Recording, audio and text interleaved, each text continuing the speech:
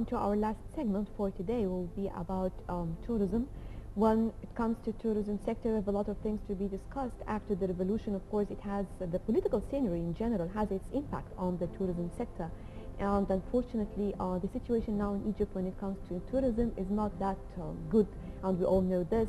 Maybe we have with us a tour guide working in this field a long time ago, Nesrein, and we will be asking her several questions about the tourism industry. Good morning. Good morning. Good morning. Good morning. And of course, everything on the political scene has been very unpredictable here in Egypt, and this has affected the tourism sector.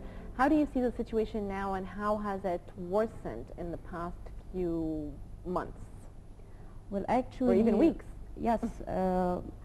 Well, tourism sector, as we all know, that it's a big industry here in Egypt, and it's like also the second source for our hard currency and income after the Suez Canal. So this is a very big issue talking about, and it has been badly influenced.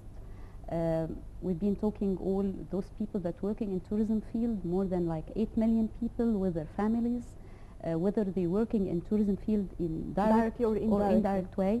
They have been badly affected by this, and not only talking about tour guides, people that working in hotels and on Nile cruises, boats, I mean, even those who are working in like in the bazaars, the taxi drivers, all people working in this. Everyone deals in somehow. We have certain cities that basically depend everything over there upon it's tourism, true, like the Red Sea resorts, yes. Even in Upper How Egypt. do you see the solution for this? Of course, we all know that the tourism sector is so vulnerable, very much easy to be affected by anything that is taking place. Yeah. But do you think there is a solution out of this? Number one is security. I mean, tourists will be encouraged and come to Egypt again while he is watching every day, every single day, violence incidents affected badly in tourism, the image of Egypt abroad, while we are participating in like Berlin and Paris fairs for tourism, and no booking at all. This is something never happened even in 90s when we had those bad incidents and attacks in Hatshepsut, 93 and 97, Hatshepsut's temple. 4 months later, tourism field recovered and start to have booking again, and people encouraged to come because they this knew is what that I'm talking about, because it's security. I mean, tourism is not tourism ministry is not the only responsible for such a thing. All people or all those, the government should tell us frankly talking whether they are going to pay attention to tourism field, to give it more care. I mean, it's not enough to go to the talk show or people go to touristic places, say hi to the tourists, we are okay, and then the next day media everywhere. You're talking about the Salafist people. Of course, this is not the solution. And then we have a lot of channels now, as we usually say, that the whole world became a small village. So the media also should focus on those people that from time to time come out of nowhere and talking about tourism in a bad way, and those who want to destroy the Sphinx or the pyramid or whatever, and talking nonsense.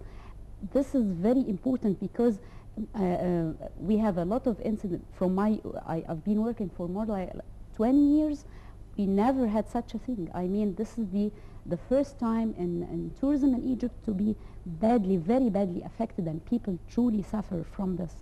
Whether those who are working in tourism. How do you analyze the trend of ups and downs of the tourism sector ever since the uprising of the January 25th uprising in 2011? I mean, I'm sure there were times when tourism was starting to kind of go up a little bit, and then it went bad again. Exactly. Whenever it starts up, it goes down. Something seems to happen. Yes, this is the problem, because again we are talking about security system in Egypt is not working together with tourism ministry.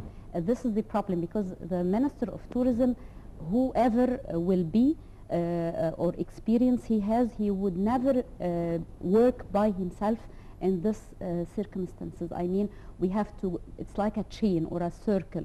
We have cooperate all together to achieve a real development in this sector. Or otherwise, I think they should tell us, the government, I mean, are they really care about tourism as like 20% of our hard currency coming out of tourism field? As I mentioned before, we have like more than 1,500 hotel rooms non-occupied. This has never happened, even in Sharm el-Sheikh. But don't tell me that, okay, I know the role of the government, but away from the government, because we want to move forward, we want to work very quickly. Yes. Because clearly the government isn't really doing its Don't job you right think that Yeah, we can do that's something, I mean, people working in this sector as making some campaigns, or maybe the Yes. Ministry of Tourism and those people who can or able to, they get involved with the foreign press, for example, and move on to some of the main channels that really will affect Yes. the opinion of people in the West, for example, and work over there? Because forget about Cairo. Okay, we have some problems here in Cairo. Forget about But Cairo. Egypt But is what not only about Cairo. Yes, this is Yes. the point. Why not that we have some ambassadors to travel over there, Exactly. to be on TV over there, the main Yes, TV yes. channels, We've and been talk about, talking- because the Red Sea, for example, is completely away from all what is going on here in Exactly. Cairo. Talking also about Busimbo, for example. There are certain places Aswan, that are Luxor, separated. All what you have to do to take the flight and go over there, and taking back the flight. Thanks to God, the flights, we have no problem so far with the flights. So far, let's not jinx it. So, can't we work on this? Because Yes, if of you're going to wait course. for the government, We need an image. We need who can do this? actually, I think that tourism ministry also should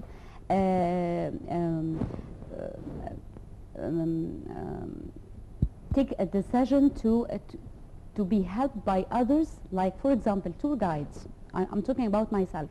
Tour guides, I think they are the not the only people, but they are, because they deal with tourists from A Deeply to Z. affected. Exactly. So they know all the problems that we can face. So, they know even the psychology of the tourists from different nationalities, from United States, from Europe, French, German, English, or There from are some Australia. nationalities that cannot be affected easily, by the way. Still, you can work on them. Exactly, and actually we should try to change a little bit our advertising abroad. I mean, not only having those little videos that are viewed from time to time, but we should start to create new ideas how to represent Egypt abroad. The media, to whom we direct our media. I mean, we all the time talking about tourism, and we have those fantastic. You're talking about our local media?